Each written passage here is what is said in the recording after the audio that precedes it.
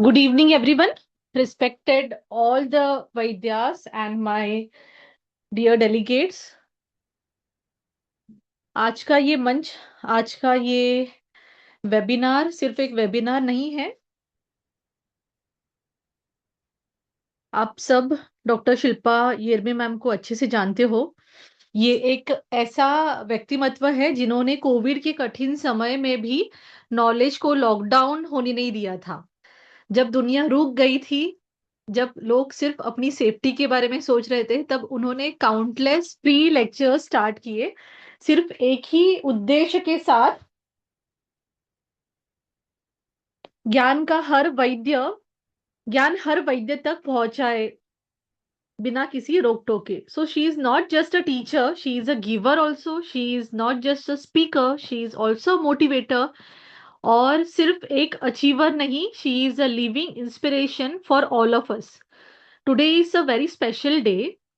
और आज का जो डिस्कशन होने वाला है वो आयुर्वेद के उन फीमेल डॉक्टर्स के लिए है जो हर रोज अपने ओपीडी में पेशेंट्स हो या फैमिली मेंबर्स हो या इन लॉस हो, स्कूल क्लिनिक ओपीडी में कहीं पे भी at least one case of thyroid disorders की देखती है जहाँ पे फीमेल सफर हो रहे हैं। सो आज हम चाहते हैं कि डॉक्टर शिल्पा येरमे मैम ये इस टॉपिक के ऊपर अच्छे से हाईलाइट करे। So she is going to teach us, make us understand about the female patients who are suffering from thyroid disorders, and also most importantly she will be also talking on ayurvedic treatment protocol for patients, especially females health. Okay, so ये सिर्फ thyroid का topic नहीं है, ये hormones, emotions, stress, their expectations, their silent sufferings का topic है। और इस विषय पर हमें मार्गदर्शन देने वाले हैं डॉक्टर शिल्पा मैम। 22 साल से अधिक समय का इनके पास टीचिंग एक्सेलेंस है। हजारों स्टूडेंट्स को आयुर्वेद की रोशनी से जगमगाया है मैम ने। MUHS अप्रूव्ड टेक्स्ट बुक्स भी मैम ने लिखी है। इंटरनेशनल पब्लिकेशंस और रिसर्च मेथोडोलॉजी बुक्स के मैम ऑथर रह चुके हैं। She is also an editor of therapeutics in gynaecology and obesity and Ayurvedic approach, PCOD, प्रकृति, धातुसार, क्लिनिकल आयुर्वेदा, ऐसे हर एरियाज में उनका योगदान अनमोल रहा है। तो सिर्फ प्रोफेसर और ऑथर ही नहीं है मैम, मैम इंटरनेशनल स्पीकर भी रह चुकी है। She is a motivator, she is a virtual conference organizer, editorial board member of reputed journals, और साथ she is the founder of Ayurveda wealth welfare foundation Solapur. She is the secretary association of Kriya Sharir, chairman of Solapur district NIMA teachers forum. So she's truly an unstoppable force, I should say.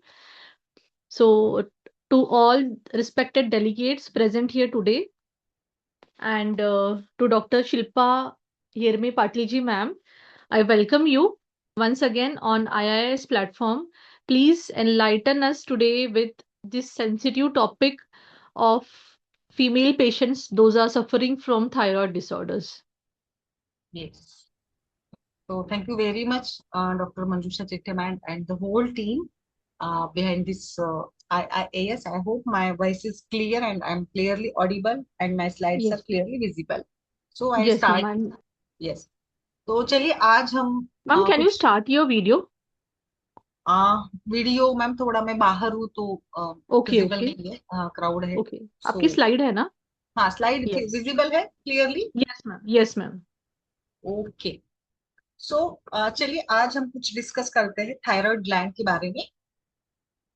सो सबसे पहले तो मैं आपको समझाना चाहती हूँ, भले आप सभी वैद्य हो, प्रैक्टिस कर रहे हो, but still I want to say something about the thyroid gland कि ये काम कैसे कर, क्योंकि हमें जब तक इसका जो फंक्शन है, फिजियोलॉजिकल पार्ट जो है, वो जब तक हम क्लियर नहीं कर पाते या हम अच्छे से आयुर्वेद के जरिए से नहीं समझते, तब तक आगे मुझे लगता है कि जो क्लिनिकल पार्ट है या जो ट्रीटमेंट प्रोटोकॉल है वो अच्छे से समझा नहीं जा सकता है।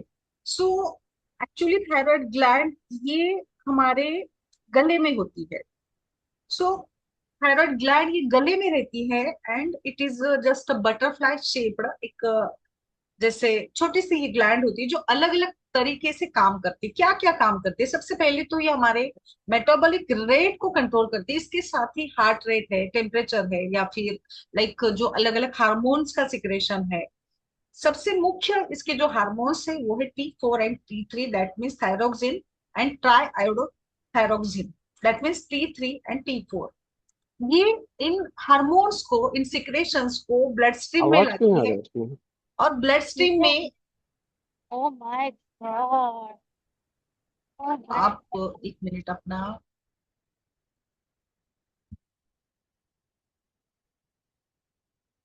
आवाज क्लियर है मेरी? आप चैट बॉक्स में डालिए कृपया।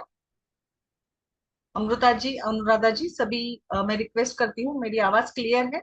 आरती ji, doctor Deepti, can you please post in the chat box? या okay Varsha ji, okay, thank you. So आप सभी कनेक्ट रहिए एंड एक्टिव रहिए, बीच बीच में मैं आपको भी कुछ इंटरैक्ट करूंगी, कुछ प्रश्न पूछूंगी। तो चलिए सबसे पहले समझते हैं थायराइड ग्लैंड को, दीप्ति जी, कि ये काम क्या करती है। ओके। और फिर आगे मैं आपको आज पूरा थायराइड का जितना मैक्सिमम मैं आपको बता सकूं, काफी सारे केसेस भी है, बट जैसे समय है उस समय में हम अच्छे से इसको डिस्कस करेंगे। तो ये हमारे शरीर में जो ब्लड स्ट्रीम में हार्मोन्स आते हैं, रेगुलराइज करते हैं अनेक सारे कार्य, और एक सेंट्रल एनर्जी के रूप में ये हमारे शरीर के सारे ऑर्गन को, डाइजेशन को, मसल के फंक्शन को, इवन दो ब्रेन डेवलपमेंट को, यानी बच्चों में अगर अच्छे से ब्रेन की डेवलपमेंट है तो इसमें सबसे बड़ा रोल रहता है थायराइड ग्लैंड का, यानी इस थायरोक्सिन हार्मोन का। तो ये मेटाबॉलिज्म के साथ साथ हमारी जो एक सेल की ऑक्सीजन कंज्यूमिंग कैपेसिटी होती है ना, उसको भी ये कंट्रोल करता है हार्मोन इसका, बहुत ही। एंड इसके साथ साथ जैसे ये सेल्यूलर लेवल पर काम करता है, यानी ये बॉडी टेम्परेचर को मेंटेन करता है, and जो स्पीड रहती है सेल्स की ऑक्सीजन कंज्यूम करने की, इसको भी इन्फ्लुएंस करता है, and that ultimately influences the weight and the other systems also, जो मुख्य रूप से हमारे ग्रोथ से जुड़ी है। And thyroid hormones also support the muscle contraction, यानी जैसे अभी मैं बोल रही हूँ, तो मैं बोल रही हूँ तो मेरे चेहरे पर या मेरे मुख में या हर व्यक्ति के मुख में या ओठ ओष्ठ में अलग अलग प्रकार के स्नायु होते, मसल्स होते हैं। जब हम हंसते हैं, जब हम बोलते हैं, जब हम रोते हैं, तो there are different kind of muscles जो कॉन्ट्रैक्ट होती है, और जिसके जरिए हम चेहरे पर अलग अलग प्रकार से हमारी भावनाओं को दर्शाते हैं। जैसे हम रो रहे हैं तो हमारे चेहरे का आकार अलग होता है, जब हम खुश होते हैं, हंसते हैं, तो हमारे चेहरे का आकार अलग बनता है। तो ये आकार, ये contraction, it is due to the muscle. मांसपेशियों को एक विशिष्ट एनर्जी देना या ऑक्सीजन देना, या इसके साथ साथ जो भी बदलाव इस मांसपेशियों में होते हैं, कॉन्ट्रैक्शन रिलैक्सेशन जो होता है, it is also controlled by the thyroid gland और उसके हार्मोन के जरिए। और इसके साथ साथ हमारे शरीर में इस मसल कॉन्ट्रैक्शन के लिए कैल्शियम की बहुत ही ज्यादा आवश्यकता होती है, और ये कैल्शियम भी रेगुलेट होता है इस ग्लैंड के जरिए। तो आप सोचिए कि ये ग्लैंड शरीर के हर ऑर्गन से जुड़ी है एंड हर प्रकार के कार्य करती है। इसमें दो मुख्य रूप से विकृतियां होती है, एक होता है हाइपरथायरॉयडिज्म, आयुर्वेद में इसको हाइपरथायरॉयडिज्म, यानी आप इसको कहेंगे कि जब ये हार्मोन्स ओवर ज्यादा बढ़ रहे हैं, बहुत ज्यादा हार्मोन सीक्रेट हो रहे हैं शरीर में, तो इसको हम कहते हैं हाइपरथायरॉयडिज्म। आयुर्वेद के विचार से, आयुर्वेद के दृष्टिकोण से ये है पित्त वृद्धि। आप सोचिए, आज मैं आपको दोष धातु मलों से कोरिलेट करवाने वाली हूँ इस थायराइड ग्लैंड को, ठीक है, यानी अधिक मात्रा में सक्रियता। अब जब ये ग्लैंड निष्क्रिय बनती है, इसको हम कहेंगे अंडर एक्टिव थायराइड ग्लैंड, जो कि बहुत कम मात्रा में हार्मोन्स को बनाती है। आप इसको हम कोरिलेट करेंगे कफ वृद्धि से। अब आप सोचिए, कब जब बढ़ता है तो क्या क्या होता है, मैं आगे भी समझाऊंगी आपको सब, जब हम पूरा डिटेलिंग करेंगे। बट सबसे पहले तो यहाँ पर हम थायराइड ग्लैंड को समझ रहे हैं। इस थायराइड ग्लैंड को कंट्रोल करता है हाइपोथैलेमस। हाइपोथैलेमस से जो सिक्रेशन होता है थायराइड स्टिमुलेटिंग हार्मोन, ये इसको कंट्रोल करता है। यानी आप सोचिए कि हम यहाँ ट्रीटमेंट प्रोटोकॉल के बारे में डिस्कस करने वाले हैं। तो ये ट्रीटमेंट प्रोटोकॉल आपको फोकस करके बनाना है, and you have to focus also towards the brain, मस्तिष्क। क्योंकि मस्तिष्क में ये जो हाइपोथैलेमस एक ग्लैंड है, ये हमारे शरीर के पूरे ग्रंथियों को कंट्रोल करती है by secreting various kinds of hormone. इसमें से एक हार्मोन जो है जो थायराइड ग्लैंड के सिक्रेशंस को रेगुलेट करता है। तो जब थायराइड ग्लैंड विकृति होती है या जब कोई हार्मोन कम ज्यादा होता है, तो हमें सोचना होगा कि हम हाइपोथैलेमस को भी स्टिमुलेट करें या उस ब्रेन के एरिया को भी हम ट्रीट करें। ठीक है, क्योंकि आप सभी लोग ट्रीटमेंट प्रोटोकॉल में ज्यादा इंटरेस्टेड रहते हैं। मैं जानती हूँ कि आप सभी को प्रैक्टिस एनहांस करनी है, अपने स्किल्स को बढ़ाना है, और आपके पास कम से कम, जैसे मैडम ने भी बताया कि रोज एक तो केस आती है थायराइड, या तो हाइपोथायराइडिज्म या तो हाइपर। और सबसे इंटरेस्टिंग पार्ट जो आज ये टॉपिक रखा है, बहुत ही इंटरेस्टिंग टॉपिक है। Thyroid gland is closely related to woman. महिलाओं में अगर कोई ग्लैंड यानी एंडोक्राइन ग्लैंड में सबसे मुख्य विकृतियां देखी जाती है, तो वो है थायराइड। एक जैसे देखा जाए कि like it is more common, 10 times more common in woman than the man. यानी पुरुषों से ज्यादा 10% महिलाओं में ये होती है। और मुख्य रूप से मेटाबॉलिज्म, एनर्जी, वेट और रिप्रोडक्टिव हेल्थ से जुड़ी है। आपके पास आने वाले हर इनफर्टिलिटी के केस का आपको, जो आप परीक्षण करेंगे, इसमें जरूर आपको ये थायराइड ग्लैंड का फंक्शन डिसफंक्शन आप देखते होंगे। टीएसएच नॉर्मल लेवल आप देखते होंगे, रिपोर्ट्स बनाते होंगे, या रिपोर्ट्स के जरिए जब कोई केस आती है तो रिपोर्ट्स के अनुसार आपको ये देना होगा। अब इसी के साथ साथ ये जैसे रिप्रोडक्टिव सिस्टम को भी कंट्रोल करती है, तो मेंस्ट्रुअल इरेगुलरिटीज है, या प्रेगनेंसी के रिस्क है, या हेल्थ इश्यूज है, जो इनफर्टिलिटी है, या कुछ ऑटो इम्यून कंडीशंस भी होती है, इन सभी में भी आपको थायराइड का इम्पैक्ट दिखेगा। और जैसे ये रिप्रोडक्टिव हेल्थ को इफेक्ट करती है, तो इसीलिए एक कॉमन सी बात है कि ये महिलाओं में ज्यादा इसका इफेक्ट रहने वाला है। तो थायराइड डिसफंक्शन ये कभी कभी बहुत ज्यादा हेवी और इरेगुलर पीरियड्स, या फिर कभी कभी पीरियड्स मिस हो जाना। तो आपके पास अगर कोई पेशेंट आता है अमेनोरिया का या इरेगुलर मेंसेस का, तो आपको स्ट्रेस लेवल या बाकी सब जो कारण हम सोचते हैं ना, इसके साथ साथ हमें हेतुओं में इस ग्लैंड के डिस्टरबेंस के बारे में भी सोचना होगा। ये एक आप नोट डाउन फ्री था करिए। क्या? हम्म। सभी से रिक्वेस्ट करूंगी, अपना माइक आप कृपया म्यूट करके रखिएगा। मैं अभी इस ऑप्शन को भी कर रही हूँ, वर्क कर रही हूँ। एंड प्लीज आप आपके जो भी प्रश्न है आप चैट बॉक्स में पोस्ट करते रहिएगा, जैसे मुझे समय मिलता है, जहां जहां पे भी जरूरत है वहां पे हम इसको डिस्कस करेंगे। बिकॉज ये बहुत इंपॉर्टेंट टॉपिक है। मैं सभी से रिक्वेस्ट करूंगी कि आप अपनी वीडियो ऑन करके रखिएगा। मैं थोड़ा बाहर हूँ इस कारण से, या फिर क्लियरिटी के लिए, इंटरनेट इश्यूज के लिए मैंने अपना वीडियो बंद रखा है। बट आप अपने वीडियोज ऑन कर सकते हैं अगर आप कंफर्टेबल हो तो, ताकि अच्छा कम्युनिकेशन हो जाए। एंड देन आपके जो भी प्रश्न रहते हैं वो आप चैट बॉक्स में पोस्ट करते रहिएगा। ठीक है, तो अगर आप कंफर्टेबल है, आकांक्षा जी, अमृता जी, अनुराधा जी, आशा जी, सुचिता जी, संयोगिता जी, तो you can on your videos. ठीक है, इसमें कोई संकोच की बात नहीं है। तो आज एक बहुत ही महत्वपूर्ण टॉपिक को हम डिस्कस कर रहे हैं। एंड चलिए फिर आगे बढ़ते हैं कि ये रिलेट करती है मुख्य रूप से मेंस्ट्रुअल इरेगुलरिटीज को। इसके साथ साथ महिलाओं की एक बड़ी समस्या, जैसे मैंने देखा है कि काफी महिलाएं आती है कि मेरा वजन बढ़ रहा है, मुझे वजन कम करना है। जब आपकी ये थायराइड ग्लैंड अंडर एक्टिव हो जाती है, शरीर में कफ दोष बढ़ता है, तो आप जानते हैं कि कफ का मेद धातु से, रस धातु से, मांस से, मज्जा से, शुक्र से क्या रिलेशन।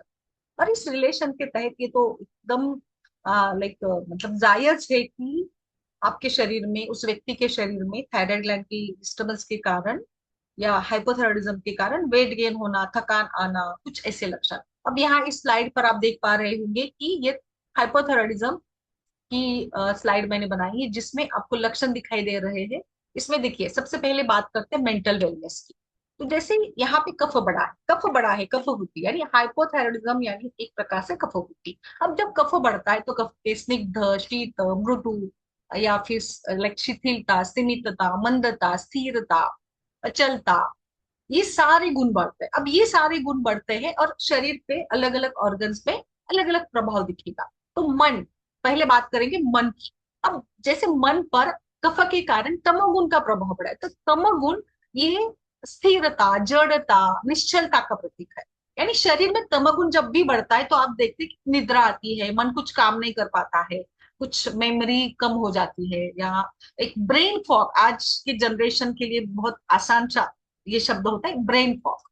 यानी कुछ धुंधलापन है, कुछ समझ में नहीं आ रहा, confusion, lack of focus, insomnia, बहुत ज्यादा कभी कभी नींद आ जाती है, और एनर्जी क्रैशेस यानी बिना कारण के थकान। अगर आपके पास कोई महिला आ रही है कि मुझे बहुत ज्यादा थकान हो रही, तो आपके मन में ये प्रश्न आना ही चाहिए, या आपके प्रिस्क्रिप्शन पर ये आना ही चाहिए कि भाई क्या ये कुछ थायराइड ग्लैंड की डिस्टरबेंस तो नहीं है।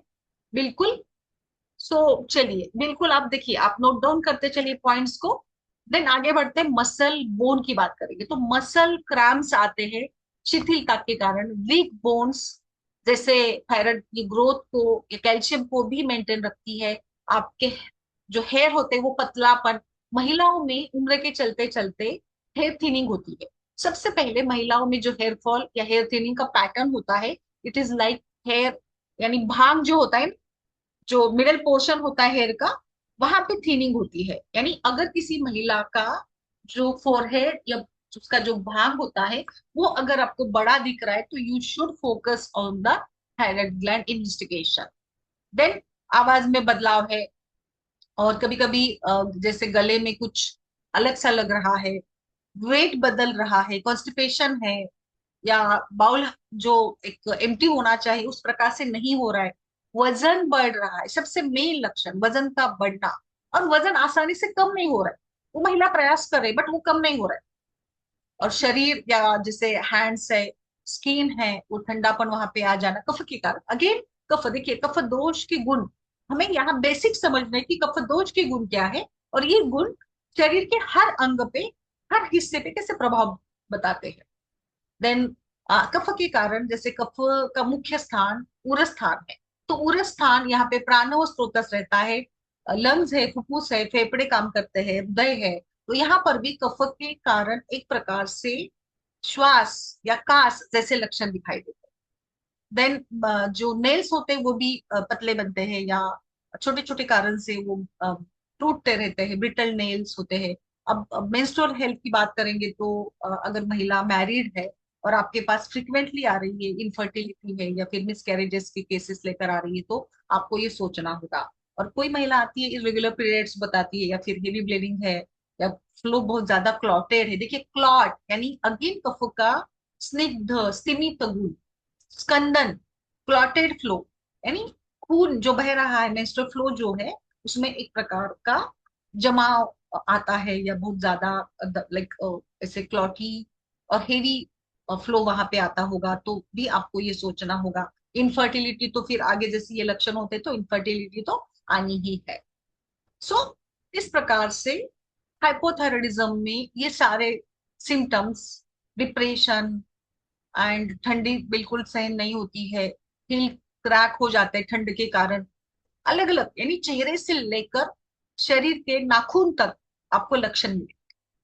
चेहरा थोड़ा सूजा हुआ सा, बैगी आईलिड्स, बिकॉज यहाँ अगेन कफ का श्वेत गुण, शीत गुण, जिसके कारण से आईलिड्स बैगी होती है, पफी अराउंड द आईज और ड्रूपी आईज होती है, एंड पतलापन, जैसे आईब्रोज भी पतली होती है, ना केवल मस्तिष्क के बाल बट हेड के जो होते सर के बाल, बट बाकी जो भी शरीर के बाल होते हैं वो भी पतलापन वहां पे भी आपको दिखाई देगा।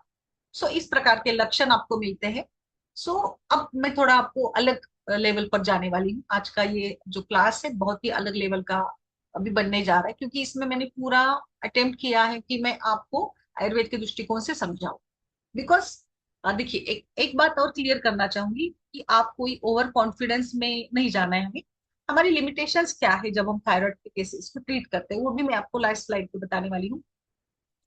मैं ये दावा जरूर नहीं करूंगी कि आप कोई आपके पास हाइपो या हाइपोथायराइडिज्म का पेशेंट आता है तो उसकी जो भी टैबलेट चल रही है उसको पूरा बंद करिए और आयुर्वेद शुरू करिए, ऐसा मैं बिल्कुल नहीं कहूंगी। बिकॉज आपने देखा कि थायराइड ग्लैंड बहुत इंपॉर्टेंट है जो हमारे शरीर के हर अंग से जुड़ी है। तो ये साहस हमें नहीं करना है। हमें सबसे पहले तो केस समझनी है, फिर हम धीरे धीरे ट्रीटमेंट करेंगे। जहाँ पे जो जरूरी है प्रोटोकॉल वो फॉलो करेंगे, एंड देन ये जो टैबलेट्स चल रही होती है उसको कम करना है बढ़ाना है वो हम विचार करें।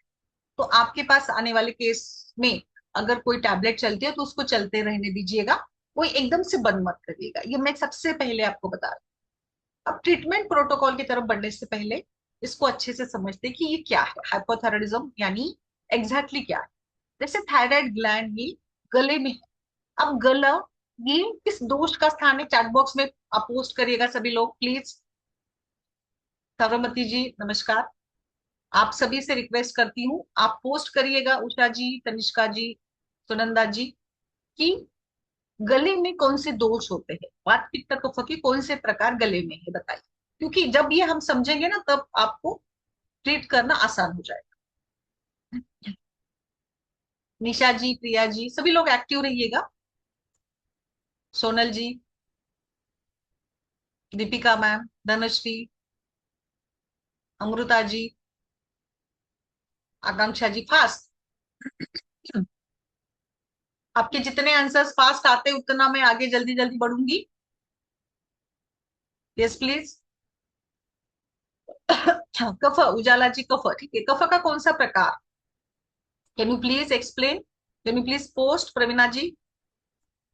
कफ है, ठीक है ना, गले में कफ है, वात दोष नहीं है गले में। कफ का कौन सा प्रकार है गले में जी, फास्ट फास्ट, उदान वायु, वेरी गुड, करेक्ट। उदान, उरस्थानम उदानस्य, नासा नाभि गला, इसको भूलना ही नहीं है। आपके बेसिक्स आपके दिमाग में हमेशा रहने चाहिए, उस पर सारा खेल है। उदान वायु करेक्ट। कफ दोष, अवलंबक कफ है उरस्थान में। साधक पित्त है, देखिए लक्षण समझिए जी। बोधक कफ जीवा पे होता है जी, बिल्कुल बिल्कुल। आप पोस्ट करते रहिएगा। सो अब यहाँ पे जैसे ये उर स्थान उदान का स्थान है, तो यहाँ पे उदान की विकृति और ये उदान वायु जाकर अग्नि को, यानी जो अग्नि समीप दोष है वात दोष का प्रकार समानो अग्नि समीपस्थः, तो ये जाकर इस समान को आवरण करता है। उदान जो गले में है वो जाकर समान को आवृत्त करता है। So hypothyroidism can be taken as a उदान आवृत्त समान। अगेन कफ आवृत्त उदान। अब जैसे गले में कफ है, उदान वहां से आ जा करता है। आप जानते हैं ना उदान का काम क्या है, उरस्थानम उदानस्य नासानाभि गलाच्छरित। वाक प्रवृत्ति, बोलना, प्रयत्न, ऊर्जा, सब ये कार्य, वाक प्रवृत्ति, प्रयत्न, ऊर्जा, बल, वर्ण, आपकी रेस्पिरेटरी कैपेसिटी। एक एग्जांपल देना चाहती हूँ मैं आपको एक बहुत सिंपल सा एग्जांपल है। आप में से सभी लोग बलून्स फुलाते हैं, बलून्स फुलाते हैं। कुछ फंक्शन होता है, बर्थडेज वगैरह होते हैं, तो आप घर में बलून को फुलाते हैं, घर में बलून्स लाए जाते हैं एंड बलून को हम लोग फुलाते हैं। तो आप में से कोई बताएगा कि आप कितने मैक्सिमम बलून्स को फुला सकते हैं, नवीन जी बताइए, तनिष्क जी, आशुतोष जी, 20 30 100? बाप रे, आई डोंट थिंक 100 तो कोई किसी को पॉसिबल नहीं है। 20 30, वेरी नाइस। और बताइए, और डालिए, पोस्ट करिए। कोई है क्या कि नहीं बाबा मुझसे बलून नहीं फूलता है? हाँ जी, बिल्कुल बिल्कुल, किसी ने डाला है कि मैं नहीं फुला सकती हूँ क्योंकि मैं अब, मैम देखिए कौन है, प्रवीणा जी, ओके। तो ठीक है, आप वो हाइपोथायराइडिज्म को लाइक आप सोचिए मत उसके बारे में, जस्ट आंसर करिए। आशा जी 2, केवल 2, ठीक है। 15, विन्नी जी, वेरी गुड। 15 बलून फुलाना ये कोई मामूली बात नहीं। देखिए बलून फुलाना बहुत सिंपल सा एग्जाम्पल है, आपको लगता होगा कि इसका क्या संबंध है, बिल्कुल बड़ा संबंध है। आप अगर अच्छे बलून फुला पाते हो, that means you are having a good vital capacity, आपकी वाइटल कैपेसिटी अच्छी है, आपके लंग्स बहुत अच्छे से काम कर रहे हैं, बिकॉज लंग्स में वायु का आना जाना, ये आयुर्वेद के दृष्टिकोण से उदान का कार्य है। यानी आप मैक्सिमम इनहेल कर रहे हो, एक्सहेल कर रहे हो। और ये जो पूरा, अब इतना मैं डिटेलिंग कैलकुलेशन नहीं बताऊंगी, जो आईआरवी एआरवी फिजियोलॉजिकल बातें हैं, बट ये आप जानकर चलेगा, अगर कोई अच्छे से बलून फुला पा रहा है, दैट मीन्स उसकी लंग कैपेसिटी इज बेटर। यानी लंग कैपेसिटी अच्छी है, उदान अच्छा है, क्योंकि उदानो बलम उच्चते। आप बोल पा रहे हो, कोई अच्छा बोल सकता है 1 घंटा 2 घंटा, ये उदान का कर्म है। उदानो भाषित गीतादि, भाषण गायन ही उदान की कार्य है। अब देखिए, अब इसमें जैसे वॉइस चेंजेस हो जाते हैं, जो भी है बदलाव, आपको कोरिलेट करना है कि दोष धातु मलों से ये ग्लैंड कैसी जुड़ी है। हम ऐसे बेकार में सोचते कि आयुर्वेद में ग्लैंड्स का वर्णन नहीं है वगैरह, ऐसा बिल्कुल भी नहीं है। हम बहुत अच्छे से इसको कोरिलेट कर सकते हैं, मैं अभी आज भी आपको बता रही हूँ। ठीक है, आगे बढ़ते हैं। आगे बढ़ते देखिए, कफावृत्त उदान। कफ दोष का स्थान, सामान्य स्थान उर स्थान है, तो यहाँ पे भी उदान रहता, तो यहाँ पे कफ का आलेपन हो जाएगा उदान को, इसलिए उदान ठीक से काम नहीं कर पाएगा। अब जैसे कफ दोष का बहुत ज्यादा धातुओं से, यानी रस, फिर मांस, मेद, मज्जा, शुक्र, तो करीब करीब 5 धातुओं से इस कफ का आश्रयशी संबंध है। तो ये सारे धातु तो बिगड़ने ही है, बस सबसे ज्यादा क्लोज कनेक्शन है कफदोष का मेद धातु से, इसीलिए ये मेद बढ़ता है, मेद विकृत होता है, और ये मेद विकृति के कारण वजन बढ़ता है। समझ रहे? एंड सो जो हार्मोन थायरोक्सिन ये प्रोड्यूस करते थायराइड, थायराइड ग्लैंड, ये आपके मेटाबॉलिक प्रोसेसेस को भी एनहांस करती है। इसमें जो आयोडीन होता है ना, ये आयोडीन, ये हम आयोडीन को क्या समझे, आयोडीन को हम समझेंगे तेज महाभूत।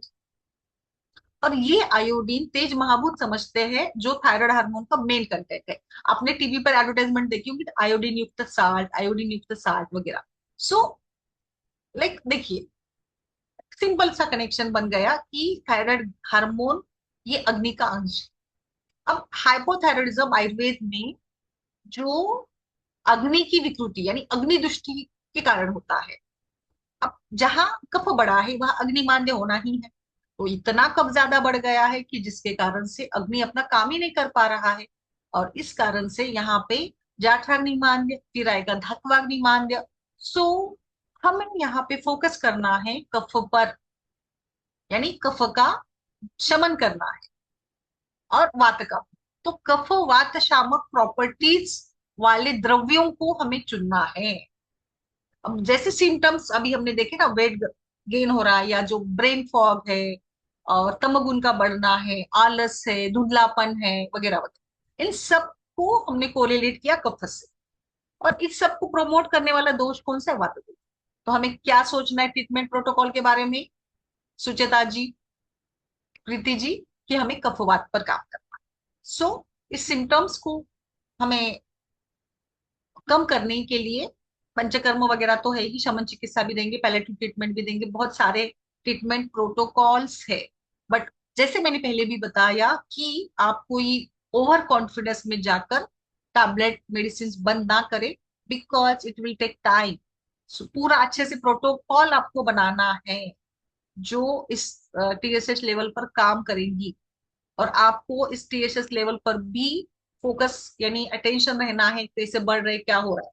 तो थोड़े मेन मेन मैं आज के सत्र में मेन मेन टॉपिक्स या मेन मेन जो मेडिसिन है उस पर बात करूंगी, फिर आगे जो हमारी सीरीज होने वाली है ना, उसमें मैं आपको अलग अलग प्रोटोकॉल देने वाली।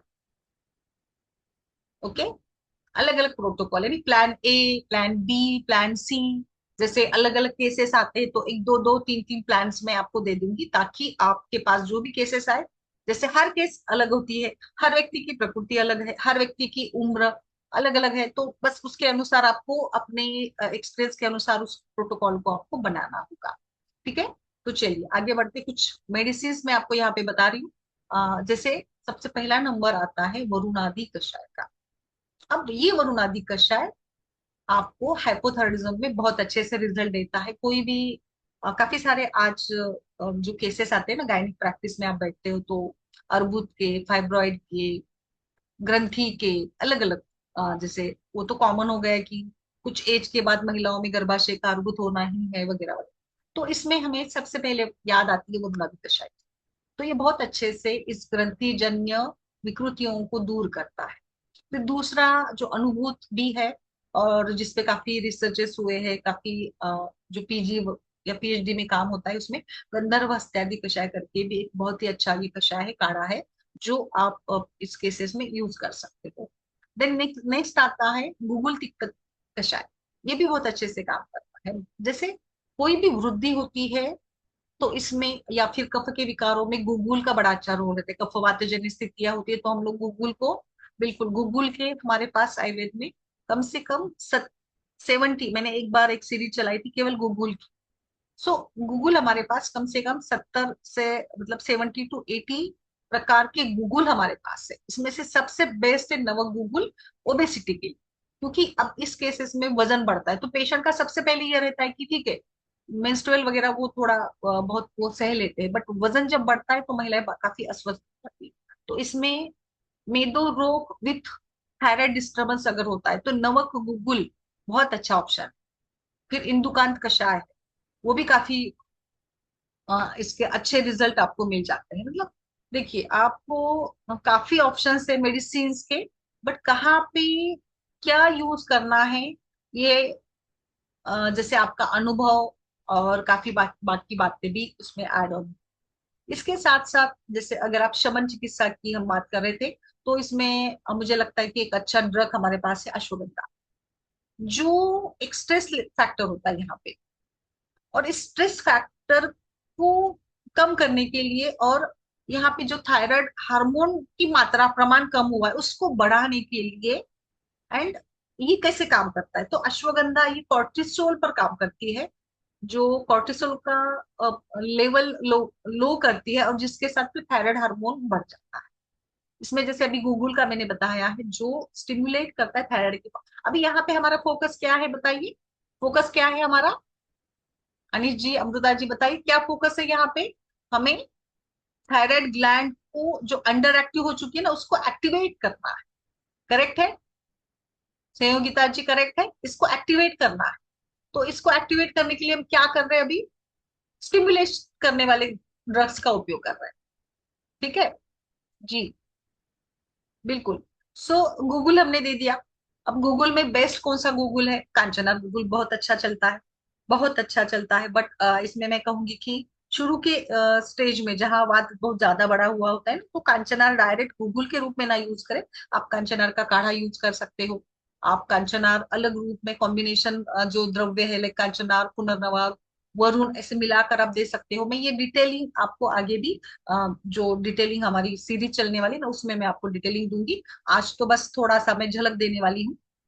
एंड देन आगे बात आती है पुनर्नवा की, जो एक नेचुरल मेद धातु, उदक धातु, जल पर काम कर रहा है, वाटर रिटेंशन पर बहुत अच्छा है। जो यहाँ पे मैंने बताया ना पफी फेस से या सूजन वगैरह आती है कफ के बढ़ने के साथ साथ, तो ये सब सूजन कम करने के लिए पुनर्नवा इज द बेस्ट ऑप्शन। अब जैसे कफ बढ़ा है तो अग्निमान है, तो अग्नि को तो बढ़ाना हमारा मुख्य उद्देश्य रहता है। तो आम पाचन या फिर टेस्ट एनहांस करने के लिए आप कोई भी त्रिकटु, हिंगवाष्टक चूर्ण, लवण भास्कर चूर्ण जैसे कंटेंट यूज कर सकते हो जो अग्नि पर काम करते हैं, है ना।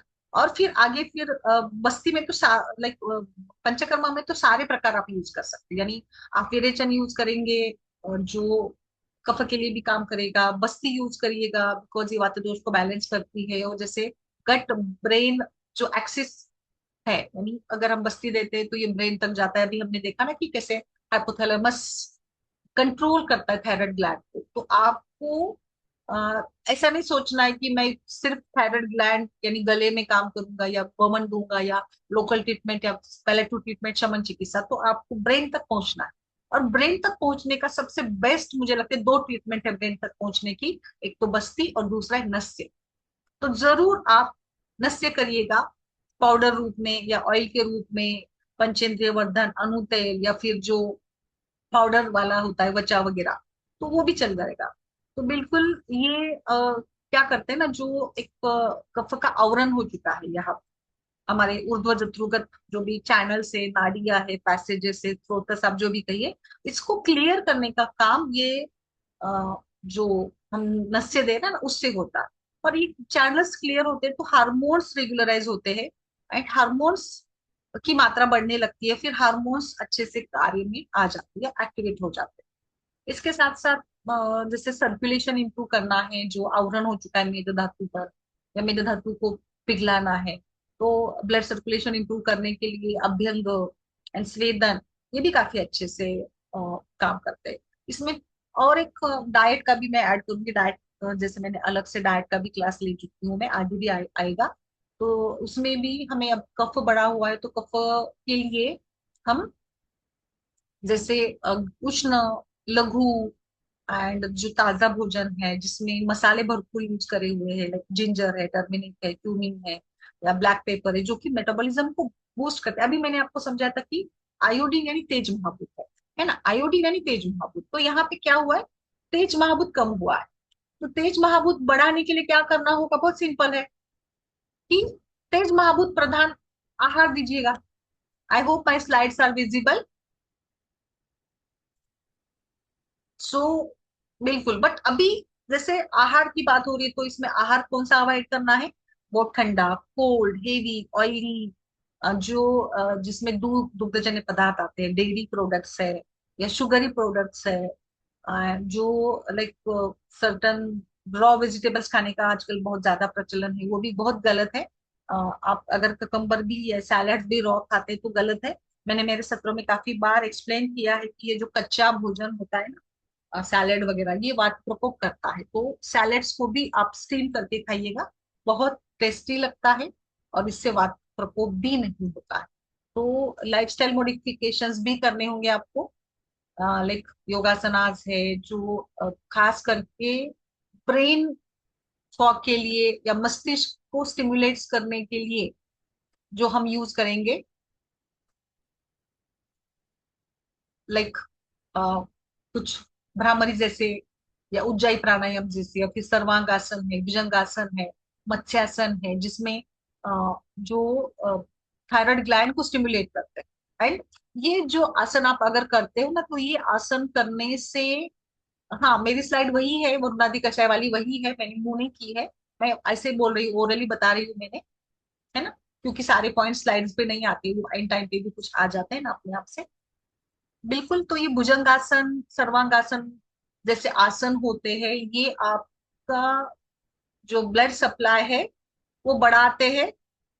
ये सोनू जी देखिए, सर्वांगासन, मत्स्यासन, भुजंगासन, ये अगर आप इस पोजीशन में जाते हैं तो ये स्टिमुलेट करते थायराइड ग्लैंड। एंड कैसे करते स्टिमुलेट, ये ब्लड सप्लाई ने क्रिया की तरफ बढ़ाते, और जिसके कारण से थायराइड ग्लैंड एक्टिवेट हो जाती है। ठीक है, इसके साथ साथ मेडिकेशन, मेडिटेशन है, या आसन है, ध्यान है, ये भी स्ट्रेस मैनेजमेंट के लिए काफी अच्छे से काम करते हैं। बहुत सारे ट्रीटमेंट प्लान्स है। मैं अभी जैसे मैंने बस एक झलक दिखाई आपको, जस्ट एक प्रोटोकॉल मैं आपको देना चाहती हूँ। इस प्रकार से दो चार मेडिसिन मैंने बताए हैं, बट काफी और भी मेडिसिन है जो फिर आगे हम डिस्कस करेंगे। ठीक है, चलिए आगे बढ़ते हैं। अब बात करते हैं हाइपरथायरॉइडिज्म। हाइपरथायरॉइडिज्म यानी कहीं ना कहीं थायराइड ग्लैंड के जो T3 एंड T4 सिक्रेशंस है वो बढ़ रहे हैं, वो ज्यादा सिक्रेट हो। अब जैसे अग्नि यानी आयोडीन, तेज महत्व, अब यह बढ़ रहा है, तो ultimately hyperthyroidism can be taken as पर पित्त वृद्धि। ये बस पित्त वृद्धि है। अभी पित्त की चिकित्सा क्या करनी है, विरेचन देना है, पित्त का शमन करना है, मुक्ता, प्रवाल, ये वो सारे यहाँ पे काम करेंगे ही करेंगे, बिल्कुल करेंगे, है ना। सो ये अब इसको कैसे समझते हैं हम, हाइपरथायरॉइडिज्म यानी पित्त ने अवरुद्ध किया है उदार को। अगेन थायराइड ग्लैंड यहाँ पर गले में है ही, या पित्त बढ़ा हुआ है तो पित्त अवरुद्ध करता है उदार को। अब पित्त बढ़ जाता है तो भस्मक जैसे रोग आते हैं। सो अभी मैंने जो बताए थे, अश्वगंधा, गुगुल, ब्राह्मी है, जो एंजाइटी, नर्वसनेस वगैरह सारे जो सिम्टम्स होते हैं उसको बहुत अच्छे से फोकस करती है। शतावरी है पित्त का शमन करने के लिए। कांचना और गुगुल दोनों जगह पे चलता है, यानी हाइपर में भी चलता है, हाइपो में भी कब चलता है। यहाँ पे जो पित्त के बढ़ने के कारण जो पल्पिटेशंस है या जो इंसोम्निया है, उसके लिए जटामांसी बहुत अच्छे से काम। तो सिम्टम्स बात करेंगे तो पित्त के बढ़ने के कारण सूजन, चिड़चिड़ापन, जलन, बर्निंग मिक्चुरेशन, बर्निंग सेंसेशन, कफ कम हो गया है जिसके कारण से स्निग्धता कम होगी, स्थिरता कम होगी, चंचलता आएगी। अब जैसे मैंने आपको अभी बताया था शुरू में कि पूरा स्थान या हृदय ये साधक पित्त का स्थान है। और साधक पित्त का काम क्या है बताइए, साधक पित्त का कार्य क्या है? Yes, anyone? साधक पित्त काम क्या करता है? Can you please post? साधक पित्त का कार्य?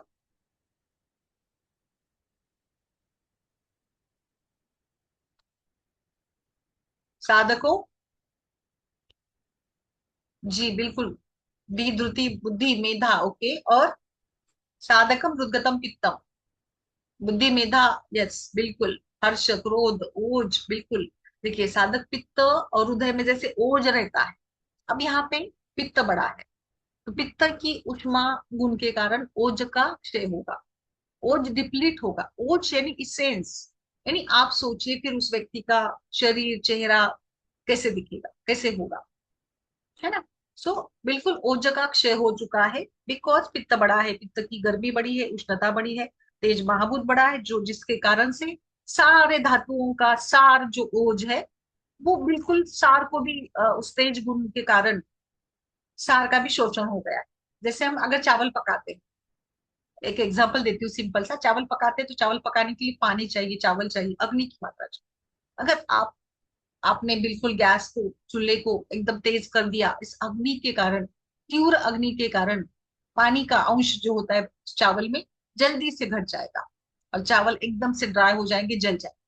बस इसी प्रकार से शरीर में इस उष्मा के कारण, इस तेज महाभूत के कारण जो शरीर का सार है, रस धातु है, वो सारा द्रवगुण है, वो सारा शोषित हो जाएगा, जिसके कारण से ओज का क्षय होगा, रस का क्षय होगा, प्राण का नाश होगा। फिर मेदो व स्रोतस, अस्थि व स्रोतस की दृष्टि, मज्जा व स्रोतस, मनो व स्रोतस की दृष्टि, अन्न व स्रोतस, डाइजेशन इफेक्ट होगा, स्वेद व स्रोतस पर भी इसका इफेक्ट दिखेगा। ये सारे लक्षण आपको मिलेंगे, ये सारे लक्षण है जैसे उष्णता बढ़ने के कारण। अगेन इसमें भी मेंस्ट्रुअल इरेगुलरिटीज है, फर्टिलिटी कंसर्न्स है, बहुत सारे सिम्टम्स इसमें भी है, सेम ही है, अपोजिट है। अब यहाँ पे वेट लॉस होगा, जहाँ वहां पे वेट बढ़ गया था, अब यहाँ पे वेट लॉस हो चुका है ना? सो इसमें हमें, जी बिल्कुल,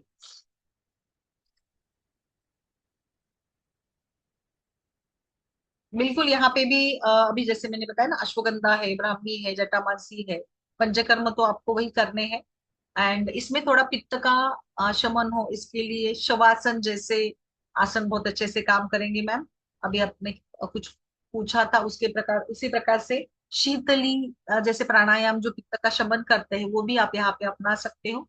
सो इस हाइपरथायरॉइडिज्म में विरेचन बहुत अच्छे से काम करेगा, बिकॉज पित्त की चिकित्सा है, तो हाइपरथायरॉइडिज्म में विरेचन का अच्छा इफेक्ट रहेगा। फिर चंद्रकला रस है, या मुक्ता प्रवाल पिष्टी है, कामदुधा है, अ, जो पित्त का शमन करती है, वो सारे जो भी मेडिसिन है पित्त पर कार्य करने वाले, वो भी हम लोग यूज करेंगे। अब यहाँ कूलिंग प्रॉपर्टी हमें चाहिए। इस कूलिंग प्रॉपर्टी जैसे हाइपो में हमने देखा था नस से इंपॉर्टेंट है, वैसे यहाँ पे मैं आपको ये करना चाहूंगी, यहाँ पे हमें शिरोधारा, बहुत अच्छा कूलिंग इफेक्ट मिलेगा आपको।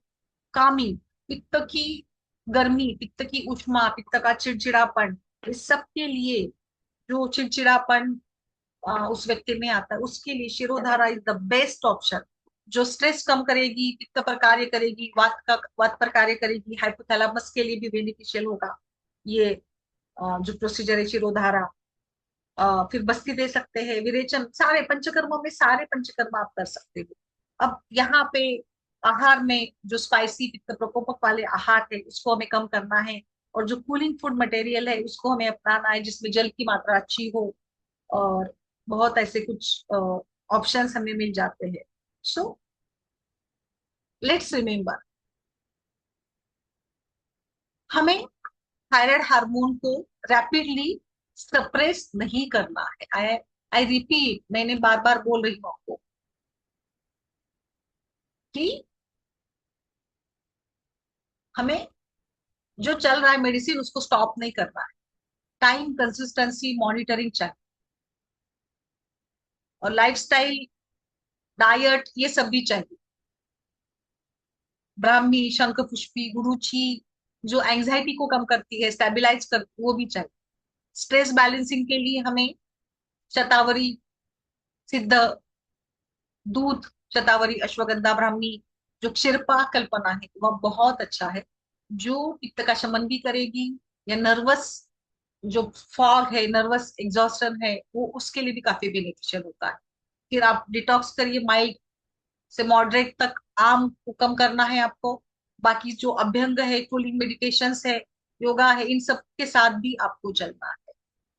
सो ये मैंने आज एक शॉर्ट रिव्यू दिया है आपको थायराइड ग्लैंड की डिस्टरबेंसेस का, कि हम इस थायराइड ग्लैंड की डिस्टरबेंसेस कैसे आसानी से समझ सकते हैं, आसानी से ट्रीट कर सकते हैं।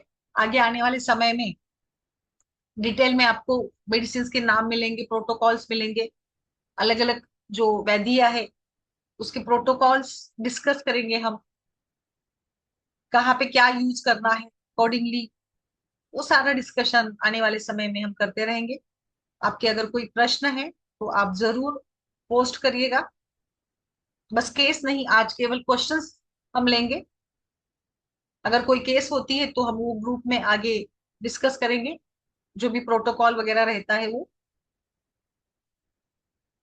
सो ये मैंने मेरी तरफ से मेरा जो इस पर ये है वो मैंने बताया है। आगे आप आपके प्रश्न डालिए, आप प्रश्न पूछ सकते हैं अभी।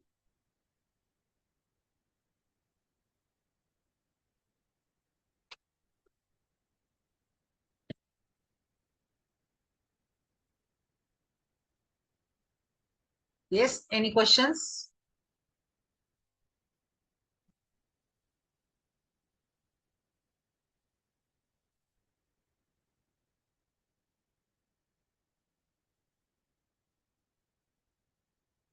जी, लिमिटेशंस तो है ही।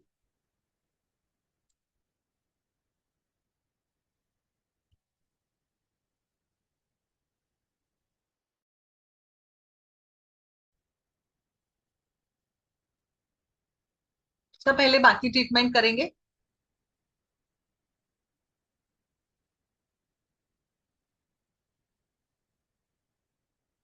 जी वैशाली जी, वही अभी जो मैंने बताया ना, बहुत सारे मेडिसिन है। Yes, yes. मेनोपॉज का तो काफी गहरा संबंध है, मेनोपॉज एंड हाइपोथायरायडिज्म का। बिल्कुल।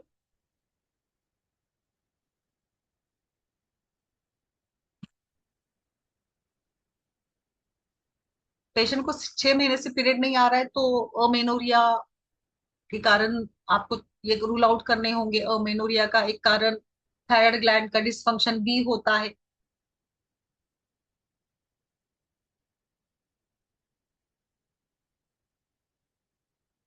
Any more questions?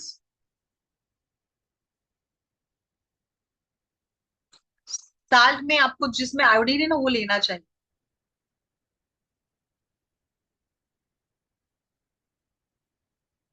बहुत सारे ड्रग्स है वेट रिडक्शन के लिए मैम। आपको वहां पे पंचकर्म भी करने होंगे, उद्वर्तन वगैरह भी करना है। अनिश जी,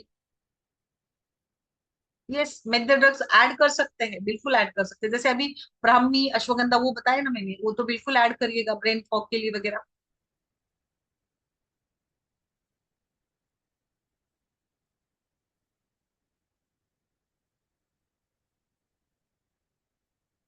एनी मोर क्वेश्चंस? ये देखिए, अब जैसे ना यहाँ पे आपने प्रश्न अच्छा पूछा है मैम। मेनोपॉज में क्या होता है ना कि जो एस्ट्रोजन लेवल्स होती है वो डिक्लाइन होती है ना। और ये इसके कारण से थायराइड ग्लैंड अंडर एक्टिव हो जाता है, और जिसके कारण वेट गेन है, फटीग है, या ब्रेन फॉग वगैरह हो जाता है। सो ये ओवरलैपिंग कंडीशंस होती है, और जिसके कारण से मूड लो होना, हेयर लॉस होना, या फिर डिप्रेशन, ये भी है। क्योंकि एस्ट्रोजन जब कम हो जाता है तो ये थायराइड हार्मोन का कन्वर्जन कम करवा देता है, जिसके कारण से फिर अ, इनका कोरिलेशन बन जाता है।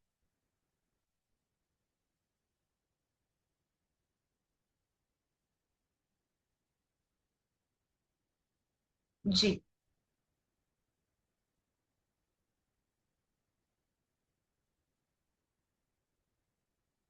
Any more questions?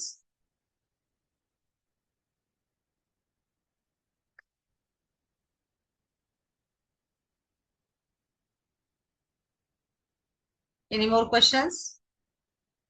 You can post review about today's lecture. आप आज के लेक्चर के बारे में भी पोस्ट कर सकते हैं।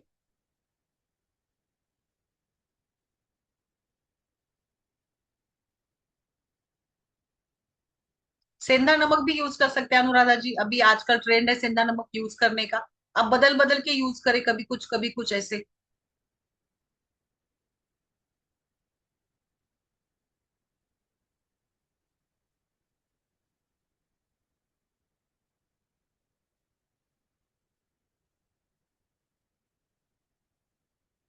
एक्चुअली सुचिता जी, कौन से कंडीशन में आप पूछ रही है एस्ट्रोजन लेवल्स को बढ़ाना?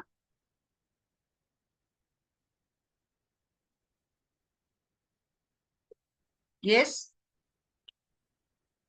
अच्छा मैम, देखिए एस्ट्रोजन के साथ खिलवाड़ नहीं करनी है, मेरा सजेशन ये रहेगा।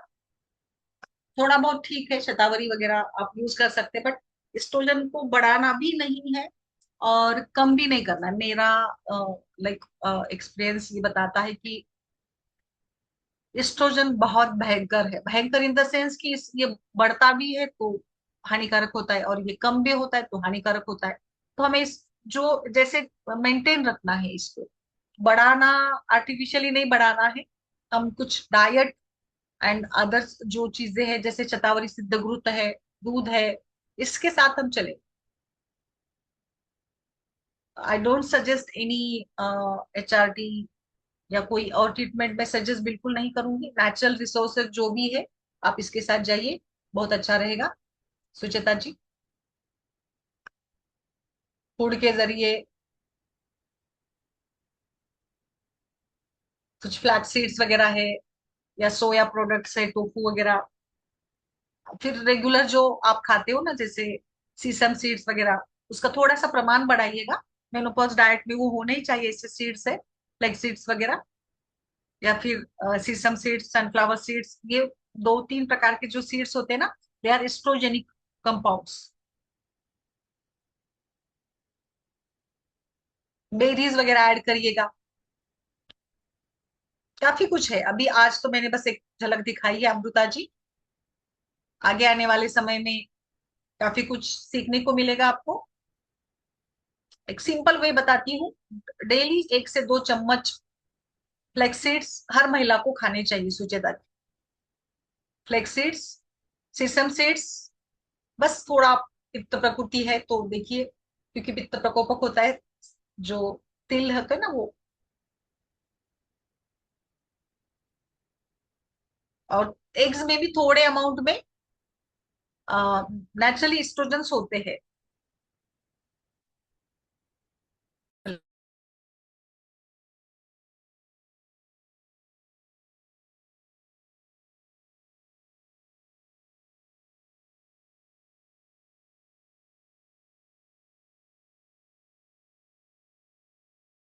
यस। पद्मा जी। हाँ यस। नहीं, आप रेगुलर ले सकते हो, कोई दिक्कत नहीं है, बस आप किसके साथ कैसे फॉर्म में खा रहे हो वो इम्पोर्टेंट है। बस आपकी प्रकृति पित्त है तो थोड़ा सा देखिएगा वहां पे, है ना। अदरवाइज कफ वाले वगैरह तो बिल्कुल भी खा सकते हैं, वात, इवन दो वात के लिए तो तिल एकदम अच्छे है। अगर आप तिल डायरेक्टली नहीं ले सकते हो तो थोड़ा सा अभ्यंग वगैरह में करिए, कन्वर्ट इसको, तिल तेल का अभ्यंग वगैरह करवा सकते हैं आप, वो ज्यादा बेहतर रहेगा। सो दोष धातुओं को नहीं भूलना है ना। बेसिक्स हमारे जो है कि सबसे पहले ग्लैंड का काम सोचिए कि काम क्या करती है, कहाँ पे क्या इफेक्ट होने वाला है, क्यों होने वाला है, कौन से दोष है, कौन से धातु है, वो बहुत इंपॉर्टेंट है। हम दोष धातु को भूल जाते हैं और बस हमें मेडिसिन चाहिए। अब इसमें अभी अभी किसी ने और पूछा था, हंस पादादिक्वात बहुत अच्छा काम करता है, इसके ऊपर हमने रिसर्च भी किया है पीजी में। हंस पादादिक्वात में जो हंसपादी होती है ना, ये T3 T4 लेवल्स को बैलेंस करती है। सो हंस पादादिक्वात is the best option, because इसमें बाकी भी है, गुरुचि है, नीम है, वसा है, और ये हाइपोथायराइडिज्म के लिए बहुत अच्छी है, दोनों में काम करती है। बिकॉज ये वात एंड कफ दोनों को बूस्ट करती है, बैलेंस करती है। वरुणादि कषाय तो बहुत ही बेस्ट होता है ऑप्शन। और ये खास करके कफ जन्य, इसमें अच्छा काम होता है वरुणादि का। कांचना गुगुल भी बहुत अच्छी, एक अच्छी क्लासिकल आयुर्वेदिक फॉर्मुलेशन है जो सूजन वगैरह के लिए बहुत अच्छा काम करती है। एंड बिल्कुल ये T3 T4 को भी स्टिमुलेट करती है। सो मेडिसिन तो बिल्कुल आपको मिल ही जाएंगे, बस समझना है, केस को समझना है, सिचुएशन को समझना है। अभी जैसे किसी ने मेनोपॉज डाला था, तो मेनोपॉज में मैं सजेस्ट करूंगी शिरोधारा, नस्य, बस्ती के साथ जाइए। पेशेंट की मानसिक स्थिति को समझे। मेनोपॉज में ना पेशेंट थोड़ी मेंटली काफी वीक हो जाती है। इट इज नेचुरल, मतलब एक प्रकार का वो फेज ही होता है कि जिसमें वात बढ़ जाता है। एंड एक उम्र का पड़ा वैसे आता है कि सब कुछ थम गया ऐसा लगता है। और इसमें फिर एनर्जी कम होना, ये तो एकदम मतलब टिपिकली पॉसिबल है। तो इसमें आपको ना उसकी मानसिक स्थिति को भी समझना है। काउंसलिंग भी बहुत इंपॉर्टेंट होती है थायराइड के केसेस में, क्योंकि ऐसे होता है ना, थायराइड की गोली चल रही है तो अब क्या होगा, कैसे होगा, वगैरह वगैरह।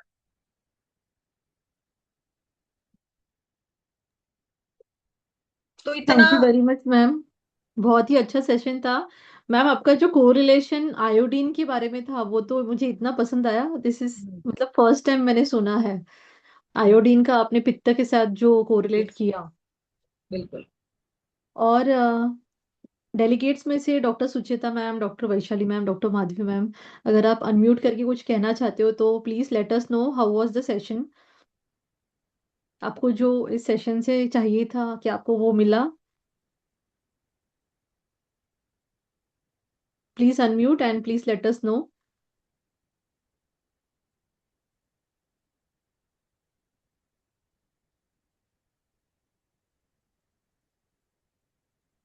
who is going to speak. Let me know because I can, if you raise your hand, I can unmute you from my side.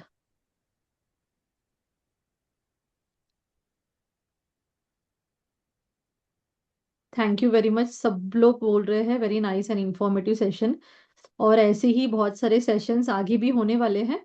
और इफ आपको अगर ऐसा लगता है कि जैसे थायराइड डिसऑर्डर्स के बारे में हमने आज जो फीमेल सफर हो रही है फीमेल्स, उसके बारे में हमने आज देखा, अगर वैसे ही अगर आप स्त्री रोग की अन्य व्याधि 50+ व्याधि है स्त्री रोगा के, और सेम इसी ग्राउंड्स पे जैसे हमने आज थायराइड के देखा है, सेम वैसे ही हम 50+ स्त्री रोग वाले व्याधि, उसकी चिकित्सा, उसका चिकित्सा प्रोटोकॉल क्या होगा, क्या सिद्धांत हम फॉलो करेंगे, कौन से कल्प होंगे, कितने ml में, कौन से समय में देना है, अगर आप ये सब जानना चाहते हो तो बहुत ही मिनिमल फीस में, ओनली 1200 फीस में हमने 50 स्त्री रोग के व्याधि और उनके सारे ready to use master formulas, 1000+ formulas हैं जो हम शेयर करेंगे। उसमें डाइट भी होगा, उसमें आपका ट्रीटमेंट प्रोटोकॉल, ट्रीटमेंट प्लानिंग भी होगा, यही ट्रीटमेंट क्यों करनी है ये भी हम बताएंगे। तो आप में से अगर कोई इंटरेस्टेड हो आप मुझे पर्सनली मैसेज कर सकते हो। डॉक्टर शिल्पा येरमे मैम खुद ही लेती है ये class. It is for 1 week, 7 दिन का ये क्लास रहता है। मैं अपना नंबर चैट बॉक्स पे डाल देती हूँ, डॉक्टर मंजूषा चित्ते। You can contact me for the details of the class. इसके अलावा मैम की जो नाड़ी परीक्षा जो है नाड़ी परीक्षा के ऊपर भी मैम बहुत अच्छा क्लास लेते हैं। टंग मैपिंग के ऊपर, टंग पेशेंट का टंग एनालिसिस आप कैसे कर सकते हो, और आहार के ऊपर भी मैम का बहुत अच्छा काम है। तो इसके भी लेक्चर्स हमारे पास उपलब्ध है। लेकिन अभी ऑन गोइंग लाइव लेक्चर होगा 50+ स्त्री रोग व्याधि और उनके मास्टर फॉर्मूलाज। बूस्टिंग सेशन भी कहना गलत नहीं होगा। Very good.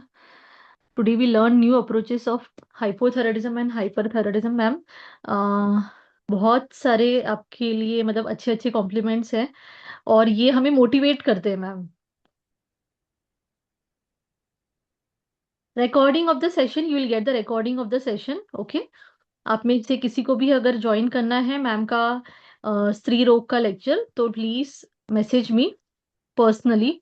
मैंने अपना मैसेज नंबर पुट डाउन किया है चैट बॉक्स में। So I think we should leave now. Is it okay ma'am?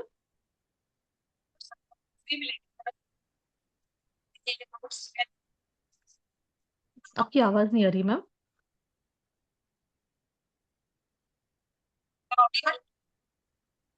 No ma'am, not clearly. It's okay ma'am, I think you are out. We can leave the meeting. Okay, अगर आपको कुछ doubts भी है आज के session के related, you can let us no in the group also. Okay, class जो है, जो मैं 50+ स्त्री रोग व्याधि के बारे में जो बता रही थी अभी, स्त्री रोग और उनके फॉर्मूलाज के ऊपर जो बता रही थी, वो मार्च में ही होने वाला है। आई थिंक 7 मार्च से हम स्टार्ट करेंगे कंटिन्यूअसली फॉर 7 days। ओके,